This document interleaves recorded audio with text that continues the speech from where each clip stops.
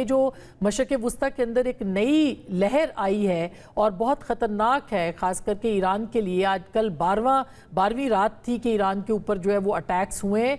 आपको लग रहा है कि ये जंग बढ़ती हुई दिखाई दे रही है आपको, और पाकिस्तान के लिए भी बड़ी नाजुक सूरत हाल पैदा हो चुकी है, क्या कहेंगे आप? जी, बहुत शुक्रिया आसमा साहबा, आपने इनवाइट किया है। और ये जो हम जंग देख रहे हैं वाकई लेडर ऑफ एस्केलेशन पे बड़ी तेजी से जा रही है। ये B1 बॉम्बर और B2 बॉम्बर जिसका आप जिक्र कर रही थी, आपको याद होगा कि जो जून 2025 में जंग हुई थी जब इसराइल ने शुरू की थी, और कल्मिनेशन करनी पड़ी थी अमेरिका को आके। और कल्मिनेशन इसलिए करनी पड़ी थी कि एक लेडर ऑफ एस्केलेशन अमेरिका ने एकदम चढ़ाया था, B2 B52 बॉम्बर्स ला के ईरान को ये मैसेज दिया जा रहा था कि या तो तुम कॉम्प्रोमाइज कर लो, यानी एक एग्रीमेंट पे आ जाओ सीज फायर पे, या हम लेडर ऑफ एस्केलेशन अमेरिका के हाथ में चली जाएगी और वो बढ़ाना शुरू कर देगा। अभी भी मुझे एक एलिमेंट ऑफ फ्रस्ट्रेशन कह लें या टाइम कंप्रेशन अमेरिका पर नजर आ रहा है, वो ये, और जो कि ईरान को भी पता है, वो ये कि अमेरिकन प्रेसिडेंट के पास टाइम कम है। 3.5 महीने, तकरीबन 4 महीने के बाद इलेक्शन है उनके, वो एक प्रेशर है नंबर वन। डाइवर्जेंस है इस वक्त इसराइल और अमेरिका की। इस वक्त वॉर स्ट्रैटेजी में ऑलमोस्ट आपने देखा है, इस वक्त जो है इसराइल कंट्रीब्यूट नहीं कर पा रहा, उस पर अलहदा बात की जा सकती है। अभी वन बॉम्बर जिसका आप जिक्र कर रही हैं, ये एक वाहिद अमेरिका का जंगी जहाज है जो बॉम्बर है और सुपरसोनिक है।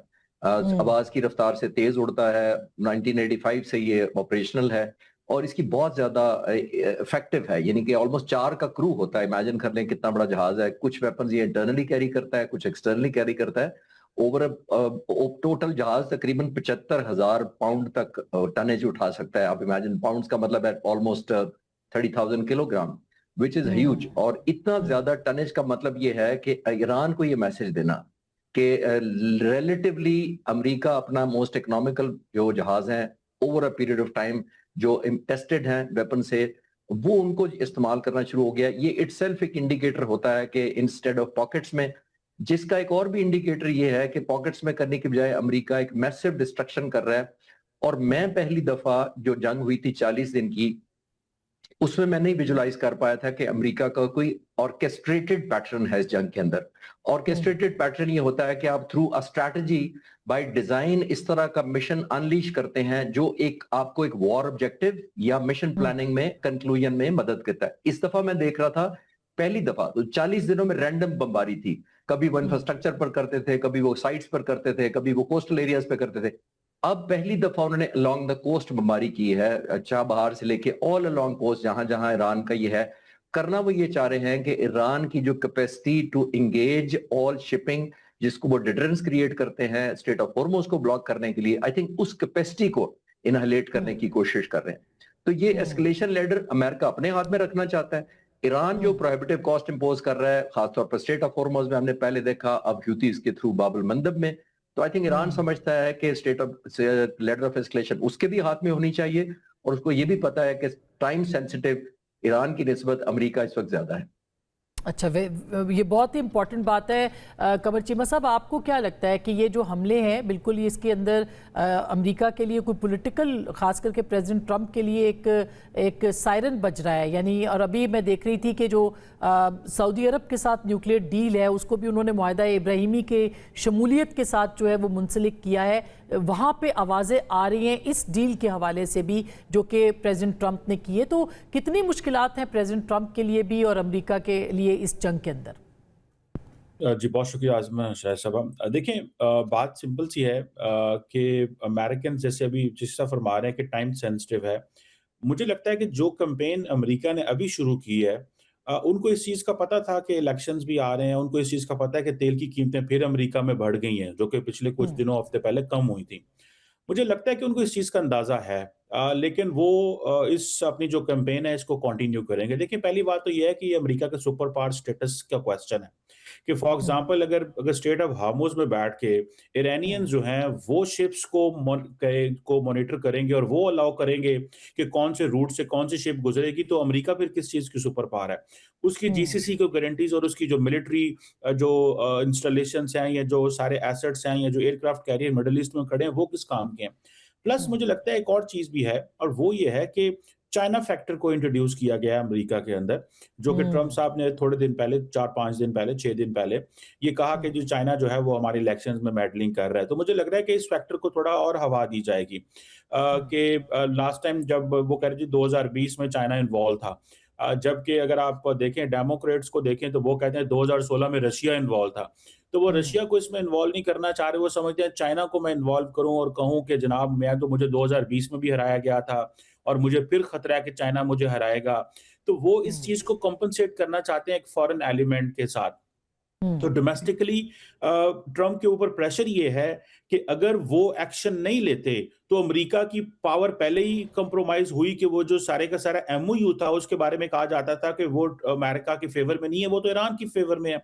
अब अमेरिका अगर मिलिट्री कंपोनेंट का भी प्रॉपर्ली इस्तेमाल नहीं करता और चीजें अपनी फेवर में नहीं करता, ईरान जो है वो हौतीस का इस्तेमाल करता है और मजीद रेड सी जो है, ये जो बाबल मंदेब जो है उसको भी बंद कर दिया जाता है, तो ये अमेरिकन जो मिलिट्री है उसकी ऊपर बहुत बड़ा क्वेश्चन आ जाएगा और उसकी कैपेबिलिटी जो है वो कॉम्प्रोमाइज होती है। तो अगर मिडल ईस्ट में जहां पे वो कई दहाइयों से बैठा हुआ है वहां पे कुछ नहीं कर सकता, तो कल को Indo Pacific, Asia Pacific, China के बैकयार्ड स्टेट ऑफ उसमें क्या मलाक्का, वहां पे करेगा? चीजें कैसे मैनेज करेगा? तो ये क्वेश्चन अमेरिका की कैपेबिलिटी, अमेरिका के सुपर पावर स्टेटस का है। और ट्रंप साहब, मेरा ख्याल है कि मल्टीपल और एंगल्स पे काम करेंगे जिसपे वो अपने वोटर सपोर्टर को जाएंगे और ये जंग खत्म होती नजर नहीं आ रही। अभी मार्को रूबियो ने कल ही कहा है कि ईरान अगर आई टू आई कहता है तो ट्रंप हेड फॉर आई कहता है। तो इट मींस के और ये भी नजर नहीं आ रहा कि कुछ ले दो हो या कुछ सीज फायर की बात हो। तो लगता ये है बड़ी कि ये सिचुएशन सेंसिटिव है। जी जी।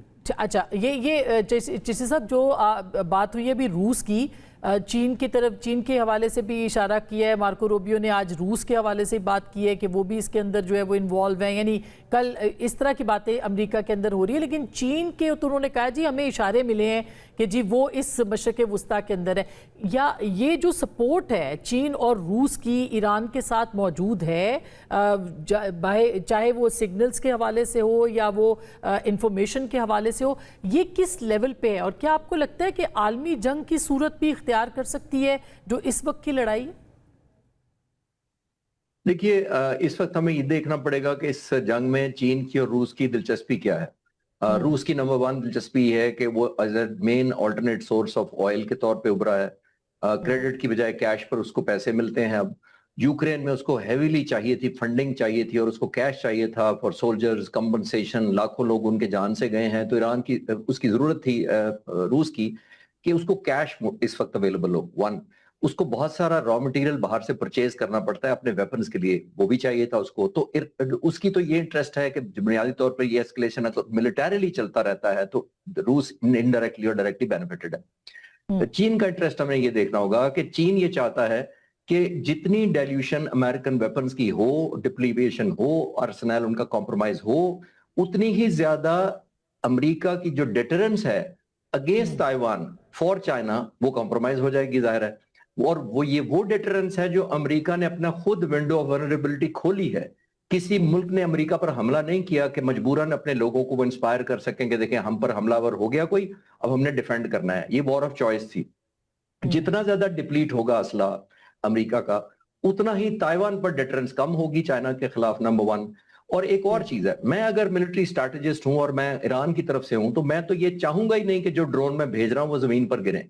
मैं तो चाहूंगा सबको इंटरसेप्ट करो, इसलिए कि जमीन पर कॉस्ट पता नहीं ईरान ने कुछ चुकानी है कि नहीं चुकानी है। नीचे कोई इंडस्ट्री, कोई इंफ्रास्ट्रक्चर, कोई बिल्डिंग तबाह होनी है या पानी का कोई प्लांट तबाह होना है, वो ज्यादा महंगा है, या $3 से $4 मिलियन के कई पैट्रियट जो दर्जनों एक के ऊपर फायर हो रहे हैं वो महंगे हैं।